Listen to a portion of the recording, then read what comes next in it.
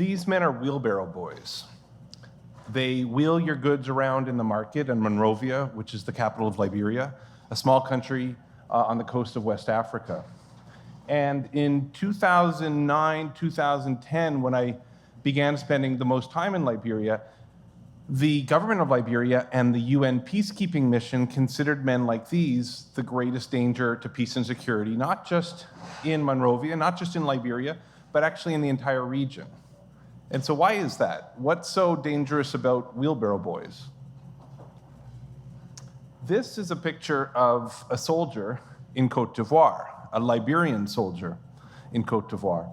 In late 2010, continuing through early 2011, a short war broke out in Côte d'Ivoire, just across the border from Liberia. And generals from both sides of the war drove or flew to Monrovia and gave young men like the wheelbarrow boys $500 or $1,000 to jump on a truck and go fight for one side or the other. And in Monrovia, it was this small group of men, maybe just 1,000 or 2,000 or 3,000 men in a city of 2 million, who were responsible for not just ease of recruitment into a mercenary conflict, but were responsible for most of the homicide and were responsible for most of the armed conflict and most of the armed robbery. And so what do you do with this problem, a problem many cities face, of a small slice of society of outcast young men committing most of the violence? Enter a friend of mine, Johnson Bohr. Johnson, at the time I met him, had spent 15 years of his life working with young men like the wheelbarrow boys. He himself had come from that kind of background, worked his way out, and had kind of turned himself into a self-invented social worker. And I met Johnson because I got sick in Monrovia. I couldn't go off to the projects I usually ran in the rural areas, and I was stuck in the city. And so I called him up and I said, remember me? Could you show me around? It seems, based on what just happened with Côte d'Ivoire, that the real danger, the real insecurity is in the city. And so I asked Johnson to take me around to places like drug dens like this one, to meet them, to meet the dealers, to try to understand how that worked. Why were they in this life? We met the mobile phone fencers. We met the pickpocketers. We met the professional armed robbers. These were all places that Johnson could go and he could take me. And a funny thing happened every time we went to a drug den like this one. Across the street, there'd be somebody selling shoes or clothes off a tarp. This is what passes for, a legitimate young man's business if you don't really come from means in a place like Monrovia. And one of those young men would inevitably come up to Johnson and be so excited to see him and give him a big hug. And they'd talk, and I'd say, well, how do you guys know each other? And he said, well, I used to be like that, and he'd point to the pickpockets or the drug dealers or the mobile phone fencers, and he'd say, but then I went through Johnson's program. And after this happened 4 or 5 or 6 times, I said, Johnson, tell me about this program. Johnson called it the Transformation Program, or eventually we renamed it the STYLE Program, for the Sustainable Transformation of Youth in Liberia. And you can see Johnson sort of, if you can't really see this washed out photograph, it's because this is the only photograph I actually took myself in this presentation. There's a reason I'm a professor and not a professional photographer. This is the 3rd floor of a burned out skyscraper from the war. And we've put up wicker walls around so people don't fall off. And Johnson's program consists of gathering 20 young men, 20 of these outcast young men, 3 times a week for about 3 hours a week together in their own neighborhood, which is why we're in these atrocious buildings of borrowed, broken infrastructure. And he would meet with them. And what he described sounded mostly like motivational speaking. And I thought there was no reason this should work. But I said, something's going on. So I said, okay, Johnson, what do you do on day 1? Like, what do you say? And then we started to write it down. And then what do you do? And then what do you do on day 2? And day 3? And after about a week, we had a curriculum. And I'm married to a counseling psychologist. And so I said to my wife, I said, take a look at this. Do you remember that guy Johnson? this is this thing he's doing, and I meet a bunch of people who say they've transformed their lives because of it. And she looked at it, and she said, I haven't seen it applied in this way. I haven't seen it applied to these behaviors. It's certainly unconventional, but this basically looks like cognitive behavior therapy. And if you're like me, you might not have known what cognitive behavior therapy was, or maybe you had a superficial appreciation. And what I would come to learn, that cognitive behavior therapy, or CBT, is a method for tackling problematic thoughts and behaviors. So if someone in this room has had a problem with anxiety, or a phobia of dogs, or depressive symptoms, or like me, you have a 6-year-old child who has trouble controlling their anger, then you have probably seen a therapist or been advised by a teacher a set of approaches to change your behavior that are cognitive behavioral in nature. And what this means is it's a two-way street. It's a two-way street between thoughts and behaviors. So the first aspect is to say, in order to change your behavior, I first need to change my thoughts. I need to become aware that I have a problem, and I need to recognize how it's challenging my life. So for example, if I have trouble controlling my emotions or controlling my anger, I need to become aware I need to recognize and discuss all of the problems that's creating in my life. But I also need to recognize what are the circumstances and emotions and feelings that lead to these often automatic, angry and violent reactions.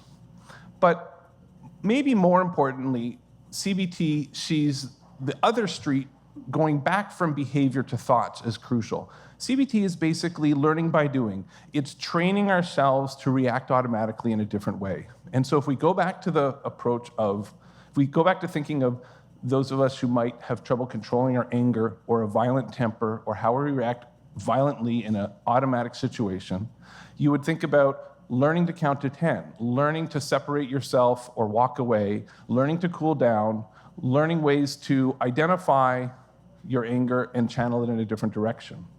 And slowly, this is exactly the kind of skills that Johnson's transformation program was trying to build over the 8 or 10 weeks he would work with these young men. That wasn't the only thing they were working at, not the only problematic thought or behavior they were working on with the young men. Here you'll see on your left a young man who everything about him is trying to signal that he's a tough guy. The young men that Johnson was working with would wear shorts instead of long pants and t-shirts, maybe with holes, and they would have natty hair or facial hair. And no, if you look on the right, 99% of Liberian young men look like the man on the right. There's an image that projects not being an outcast, that implies social respectability and going along with life. And so everything about their appearance and the way they carried themselves was signaling something to their peers and signaling something to others. And what Johnson's program said is it said, why don't you just practice doing something different? You don't have to change your life if you don't like it, but why don't you just try cutting your hair and shaving the facial hair? And why don't you try dressing differently and washing? And why don't you try going to a supermarket? And your homework assignment tonight is going to go to the supermarket or go to the bank or just give it a shot. And they would come back, most of them, the next day and say, you have no idea. They accepted me. Like I was able to pull it off. And I liked the fact that people didn't throw me out. I liked the fact that people seemed to respect me because there's no alternative counterculture in Liberia in which the man on the left can find respect in society, can even find respect in their peer group. And so this was often their first experience with that. And this was essentially the essence of Johnson's program. So we decided to put it to the test. That's what I do. I search out men like Johnson Boer in places like Liberia, northern Uganda, or Medellin, Colombia, places affected by violent conflict, and I look for the brilliant ideas or the visionary small programs that are onto something that the rest of us don't realize, haven't figured out. And we try to scale it up, and we try to test and prove that it works. And so the first thing we did is we wanted to run a group of men through the program of CBT and a group of men who didn't. But we also wanted to compare it to something else, a very common alternative, which is to give people some kind of employment. And after months of talking to these young men, they told us that if they only had a few $100s and a little bit of guidance, they could start a small petty business. They could start something like the young man selling shoes or clothes on a tarp, and that would be fine. And so we ended up, over the course of a year and a half, we had one group who received the CBT, one group who received the job, one group who received both, and one group who received neither. And we followed them for about a year and a half. And you've already seen what both of these looked like, the CBT and the job. And these were the programs we were trying to evaluate. So what did we find? Well, 1 month after the conclusion of the CBT and 1 month after people had the opportunity to start their jobs, in each of these groups, we saw a 30 or 40% reduction in crime and violence, so across the board.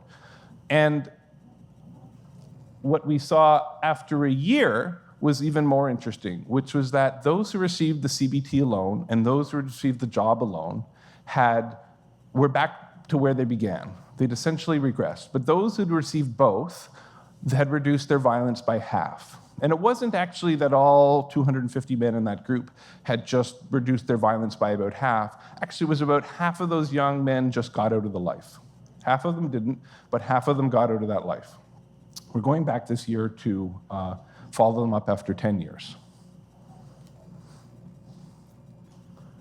And one question, though, is why is it that this combination of the job and the CBT seems to have been so much more successful? And our hypothesis, our reasoning, is that it was actually it wasn't the fact that the job actually provided some alternative to the crime. That was somewhat important, but as it turned out, even the guys who had gotten the job with the CBT or the job alone had actually lost that. The business had basically gone defunct, usually within about 6 or 8 months. And the reason is because these guys got robbed by their other robbers or the police about every 6 weeks. And after you've been robbed about 8 times, whatever little business you'd started to grow had faltered. And so it wasn't because a year later these guys were more employed because they had some other livelihood. They didn't, right? It had been washed out from underneath them. What we think is happening is that the job was a chance at practice. Because remember, it was about practicing a different identity, practicing being a different person, practicing doing something else with your life. And when the CBT ended after week 8 or 10, those who had only received that and hadn't received the economic program essentially faced a choice, in some sense, an urgency to go back to their old ways, the only way they knew how to earn income. Whereas those who had the job, it was like an extended lease of 6 or 8 months of practice. And therefore, they were able to sort of sustain and seemingly entrench these behaviors. We'll see when we go back after 10 years.